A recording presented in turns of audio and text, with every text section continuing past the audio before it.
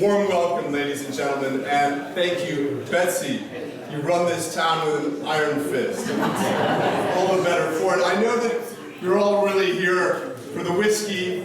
I would expect nothing less from a freedom-loving bunch like you. My humble job is just to make sure that you get a little red meat to go with it. Now, the town of Union Vale has long been famous as home to the bravest men and the most beautiful women in the entire Hudson Valley, if not the world. And it's a privilege to be here, especially at such an important time for our country. It was in 1964 that President Reagan speaks of a time for choosing. Today's moment is closer in many ways to 1860. Not since then, the time of Abraham Lincoln's first election, have we faced such a crossroads. Not since then has the very notion itself of these United States of America been not only questioned, threatened, but attacked from within by forces of great power. The threat against our unity is potentially stronger today. The Confederacy back then, the agrarian South, was never going to defeat the larger, richer, industrial North.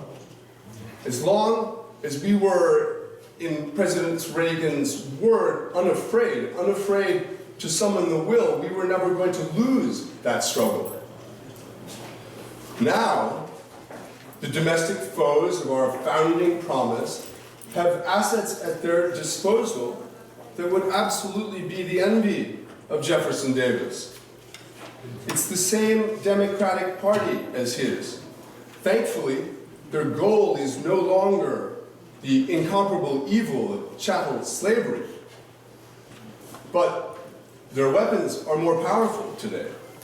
They control our media, the very ways that we communicate, the ideological content of our schools and universities, the leadership of all too many of our biggest unions, giving them a perpetual money advantage in politics. And now, on top of that, big business, our biggest companies, billionaire class. None of that used to be the case.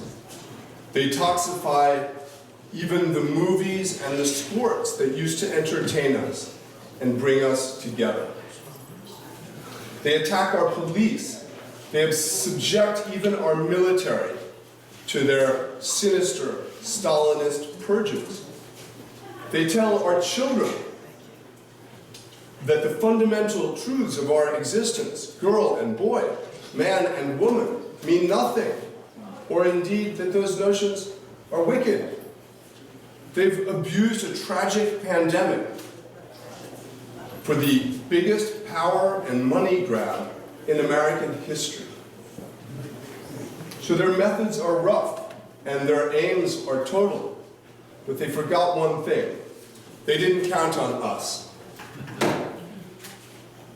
The original American Revolution saw many of its most important events right here in the Hudson Valley. My own fourth great-grandfather, Nicholas Fish, at the age of 18, left his home to join General Washington in 1776. It was a very comfortable home, and he was swiftly commissioned a major, the youngest in the Continental Army. He goes on to have a superb war, which he ends physically side by side with his dearest friend, the also very young Alexander Hamilton, as together they famously storm the British Redoubt No. 9 at Yorktown.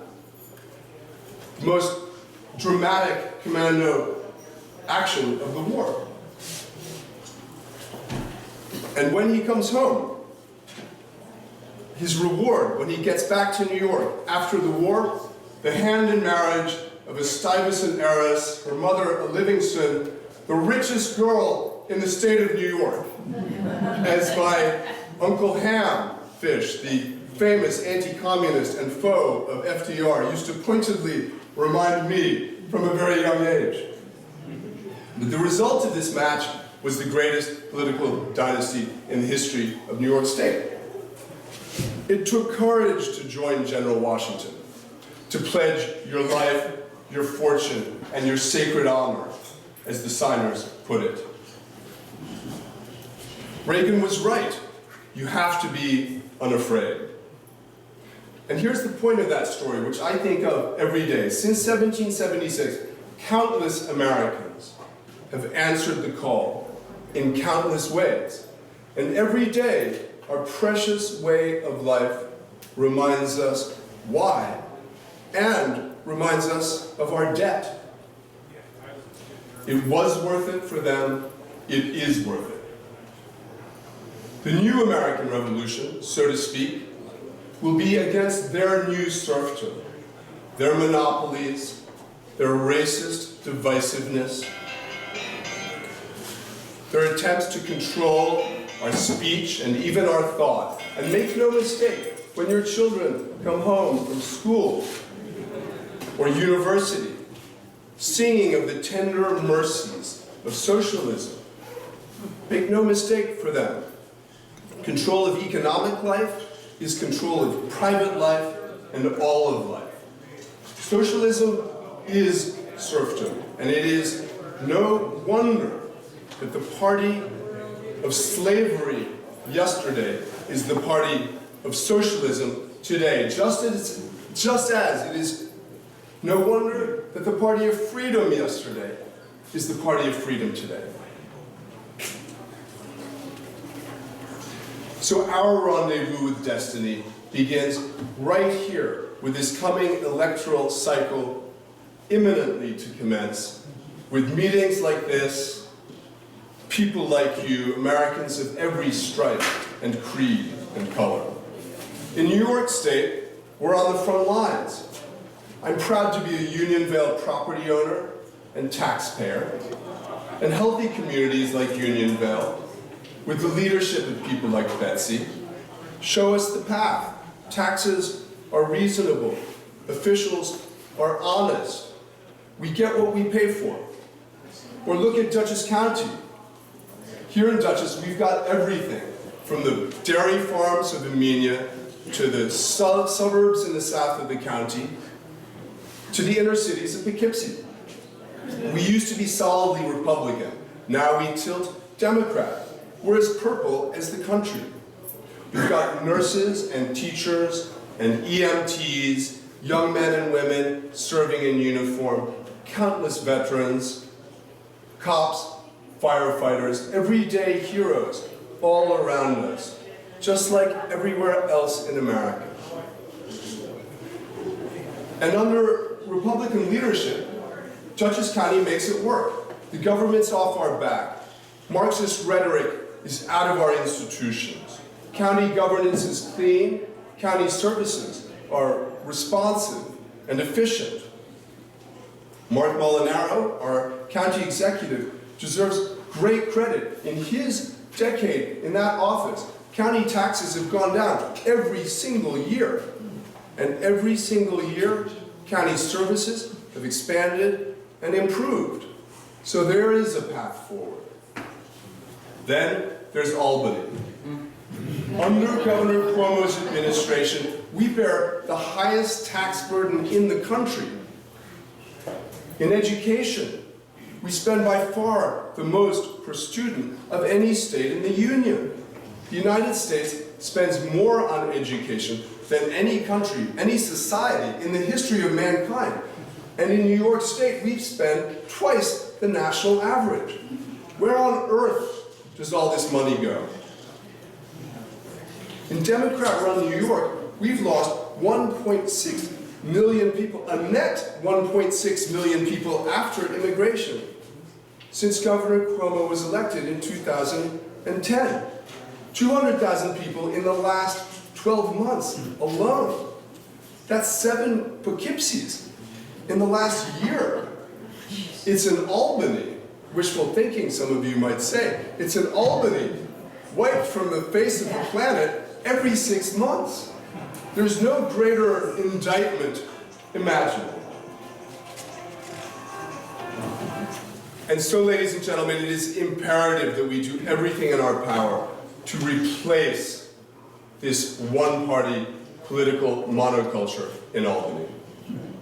Now, the arrogance, corruption, mendacity, and incompetence of the Democratic Party in New York State is, of course, a function of the dismal individuals of the moment, your Cuomos and de Blasios and so on, you name them.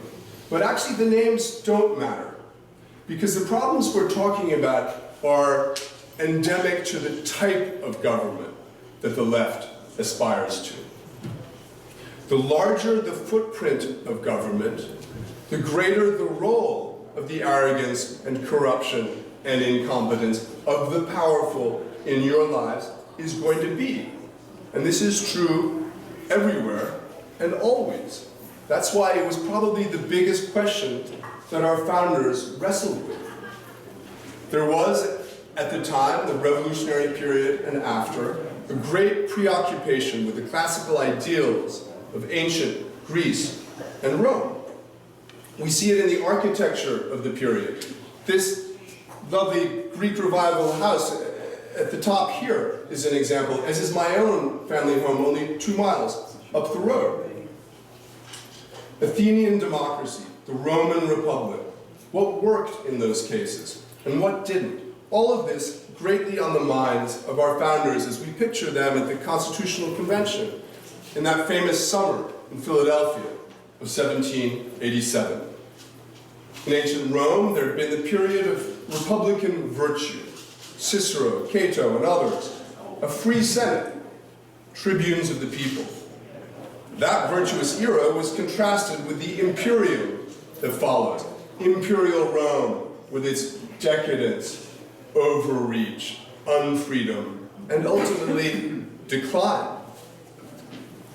So for those great minds in that long, hot summer, 1787, how do we recreate the virtuous moment but make it last? Of all the founders, it was James Madison who understood the answer. Madison understood that virtue can't be guaranteed or expected or even hoped for in our leaders any more than it can be hoped for in ourselves. Human nature is what it is. And that, of course, is the core of conservatism itself, that insight. Human nature is what it is. Man is a fallen angel. The saintly George Washington might retire, like the Roman general Cincinnatus, to his farm when he could have been king. But we can't expect this of many others. As Madison says in Federalist Paper number 10, in his typically restrained way, enlightened statesmen will not always be at the helm. Well, you can say that again. So it has to be the system itself, the framework of the framers, that limits the power of the Leviathan. And the 2 key pillars for Madison, of course, are accountability to the people, by which he means elections, and that's his very simple definition of a republic. And secondly, the separation of powers. Human nature is what it is. Madison's genius being to harness man's native selfishness towards freedom. So from the geniuses of Philadelphia 1787 to the cesspit of one-party rule in Albany today. Governor Cuomo, at the behest of paymasters in the retirement facility business, forces thousands of heavily infected victims of the virus into our nursing homes. Then he fakes the numbers of those that he's killed with his policy. 4 or 5 9/11s worth. And then he forces his people to lie about even the numbers that they faked. And literally, as he's doing this, sandwiching the meetings, he's negotiating his $5 million book deal. And as all these truths emerge, with them, so many revolting stories of the mistreatment of women that we've lost count. So the CNN star making millions off our dead grandparents, covering it up, then lying about it as he cashes in on it, cheered on by a crooked media, the orangutan in a bomber jacket bullying women, playing the tough guy in his patsy world of consultants and journalists, interns and bureaucrats. This is exactly the decadent imperium against which our founders gave us that framework of liberty. And look where the framework of liberty got us. Only 15 months ago, it was only mid-March of last year that the virus phenomenon and our response to it upend our lives. At that point, we had finally found Republican leadership that would stand up fearlessly and apologetically for the American people and put us first. And look what that achieved. The lowest unemployment in half a century. President Trump delivered on his promise to those who need it most, who are, of course, those who have the most to gain from the American way and the most to lose from socialism. The lowest unemployment of all time for Black Americans, Hispanic Americans, Asian Americans, Native Americans. The lowest unemployment of all time for veterans and the disabled. Female unemployment at its lowest since the 1950s, which also means of all time. And President Trump delivered on these promises because he delivered on his core promise to blue-collar Americans, the working class, so many of them the Democrats who got him elected. The same American working class betrayed by both parties for most of the last 2 generations, Americans who'd seen their income and wealth stagnate and worse. For 30 years, the first time in American history, and it goes on for 30 years, while so many of the rest of us do just fine. Shameful. Then, just a year ago, before this virus was cynically weaponized by the left, under President Trump, the wealth, the net worth of this bottom half of American wage earners had increased by 47% in only 3 years, 3 times the increase of the wealth of the wealthy. The lowest unemployment of all time for Americans without a college degree.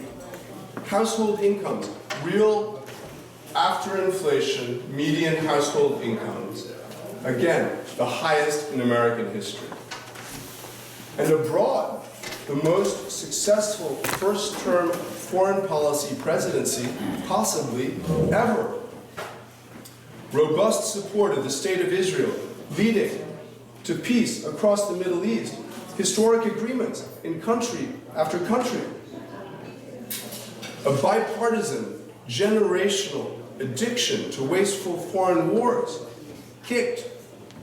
Massive pro-American trade deals with Mexico and Canada, South Korea, Japan, the EU, even China. In Central America, thanks to extraordinary diplomacy that gets very little attention, historic support to help deliver President Trump's swiftly rebuilt, now wrecked, integrity of our southern border. And most important, rejecting decades from both parties of falsehoods and wishful thinking about the true nature of communist China, calling out into the open the truth. Communist China is an expansionist, malignant foe in a new Cold War at least as threatening as the last period. So it's no wonder that in early March of last year, the president was cruising to a historic re-election, despite years of scam investigations and the big tech, big media monopoly that at every turn demonizes the American way and the man who finally stood up for it. Now, the virus has had its tragic toll, and none of us hasn't felt its terrible cost among neighbors, family, other loved ones. But now we're seeing it. President Trump was absolutely right to reject an unconstitutional, anti-science national lockdown, and instead focus the energies of the federal government on supporting the states and on his Operation Warp Speed, the most spectacularly successful American mobilization since the space race. On Inauguration Day, January 20th, more Americans were being inoculated every day, 1.3 million on Inauguration Day itself, than President-elect Biden had promised over his first 100 days to come. So in the face of this leadership, it will take an electoral miracle for the left to win that election. Joe Biden, of all people, is going to have to outperform his boss, Barack Obama, his former boss, who thought of him with nothing but contempt, by 15 million votes. Biden underperforms even Hillary Clinton in every single metro area of the United States, over 300 of them. Oh, except for Atlanta and Philadelphia and a couple of others, which all happen to be exclusively in those 4 swing states of Georgia and Pennsylvania and Wisconsin and Michigan. Fancy that, what are the odds? He'll have to win despite not even campaigning, so much as the contempt in which his handlers hold the American people. Despite a running mate who could never crack 2 or 3% in the polls, including in her home state, and doesn't even make it to the primaries. Despite himself never getting past the Iowa caucuses in repeated attempts that began when I was in grade school.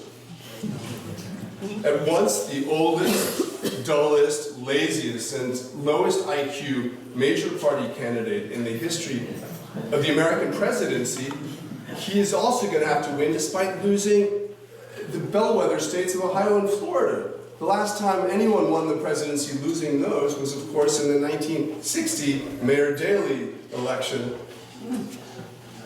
and that put John F. Kennedy in office. And then he's also got to win despite losing the 50-odd bellwether counties that have never gone with a loser in an American election. And Biden loses those by an average of 15 points.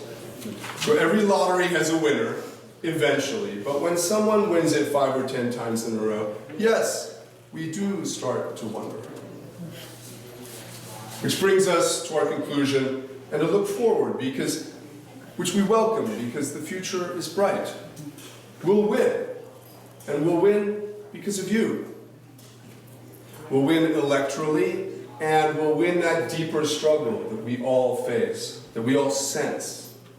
Because yes, underneath the electoral issues of the day, national, state, or local, from Governor Cuomo's utterly gruesome, unconscionable third trimester abortion law, or his so-called bail reform that puts violent criminals back in our communities, or the attack on our Second Amendment rights in Washington and elsewhere. Underneath all this, we sense a deeper struggle. In the 1980s and 1970s, and indeed all the way back to FDR, the Democrat Party was the party of accommodating communist Russia, just as today it is the party of accommodating communist China. In the 1960s, they were the party of LBJ's cynical Great Society that knowingly enserfs tens of millions of Americans into the welfare trap to this day. And I say knowingly because LBJ boasted about it in literally unspeakable terms. Our own Senator Moynihan very eloquently warned of it. They knew what they were doing. In the 1920s and 30s, they were the party of the New Deal and of the importation to these shores of the progressive administrative state, a concept totally foreign to the American idea and the American experience, inspired by Bismarck's Germany, brought here by the progressives of the 1920s. And that is the same sovereign bureaucracy, the rule of experts, that gives us the odious knowns who've lied and failed so badly during this pandemic. Our betters. We'll win in November 2022, right around the corner. The party outside the White House usually does in that first midterm. But around here we'll win because of what we offer, thanks to all our great local leadership. And it's imperative that we all support our fine GOP candidates up and down the ballot. In 2024, we'll win back the White House. We'll win it partly because of the extremism today of the other side. I was brought up in the liberal wing of the Democratic Party. Jimmy Carter slept on our sofa as a little-known governor of Georgia campaigning in New York for the presidency. My father was awarded the Civil Rights Medal by Teddy Kennedy. My parents and many other good people devoted their lives to that party because back then you could still believe, wrongly in my opinion, but back then you could believe it sincerely, that it was on the side of the little guy. Well, that party is gone. In 2008, Barack Obama bamboozles the country with adolescent banalities about how we're all purple, and so is he. Maybe it was the other way around. It really doesn't matter. But today, he's canceled. Canceled like a Hawaiian pizza order. And Dr. King's beautiful vision, his martyrdom for colorblind America, his insight that embodied in our founding is a promise that we must all strive every day to redeem. And so strive we must, which he describes so beautifully as the patriot dream that sees beyond the years. The patriot dream. Well, even Dr. King's vision is total heresy to the left today. To the people who run the White House and to whom Nancy Pelosi and Chuck Schumer bend the knee and owe their jobs.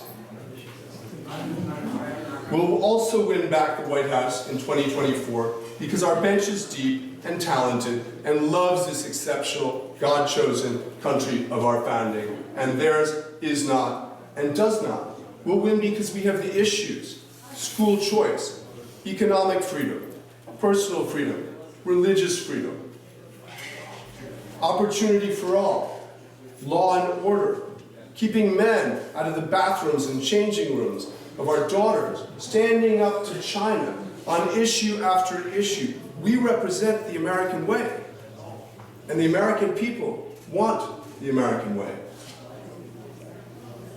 And finally, the deeper struggle. We'll win that too. We'll win that struggle because man's nature is to be free. That's God's endowment to us. That's the heart of the Judeo-Christian inheritance. Man's nature is to be free. That's why we are the exceptional nation, a beacon to the world. In 1981, when our country is confronting much the same foe, at home and abroad, the same ideology of power and unfreedom, Ronald Reagan says, "Evil is powerless if the good are unafraid." I know my neighbors, you are unafraid. God bless you. Thank you very much.